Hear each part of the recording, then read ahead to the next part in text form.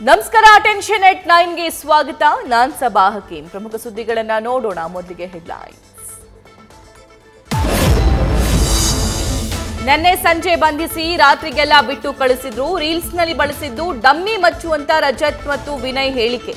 ಇವತ್ತು ಮತ್ತೆ ವಿಚಾರಣೆಗೆ ಹಾಜರಾಗುವಂತೆ ಸೂಚಿಸಿರೋ ಬಸವೇಶ್ವರ ನಗರ ಪೊಲೀಸರು.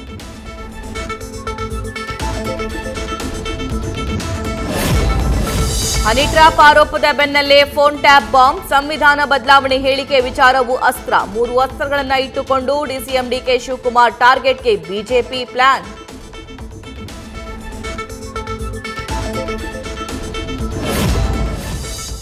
ನಟಿ ರನ್ಯಾರಾವ್ ಗೋಲ್ಡ್ ಸ್ಮಗ್ಲಿಂಗ್ ಪ್ರಕರಣ ಪ್ರೋಟೋಕಾಲ್ ದುರ್ಬಳಕೆಯಾಗಿರೋದು ದೃಢ. ಹೆಚ್ಚಿನ ತನಿಖೆಯ ಅವಶ್ಯಕತೆ ಇದೆ.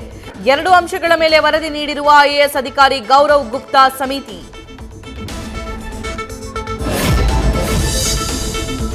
ಪ್ರಜ್ವಲ್ ರೈ ಜೊತೆ ಭಗವತಿ ದೇವಿ ಪೂಜೆ ನಡೆಸಿದ್ದ ದರ್ಶನ್. ಭೂಗತ ಪಾತಕಿ ವಿಕ್ಕಿ ಶೆಟ್ಟಿ ನಂಟಿರುವ ಕೊಲೆ ಆರೋಪಿ ಪ್ರಜ್ವಲ್. ರೇಣುಕಾಸ್ವಾಮಿ ಕೊಲೆ ಕೇಸ್ನ ಆರೋಪಿ ದರ್ಶನ್ಗೂ ನಂಟಿದೆಯಾ ಅನ್ನೋ ಪ್ರಶ್ನೆ.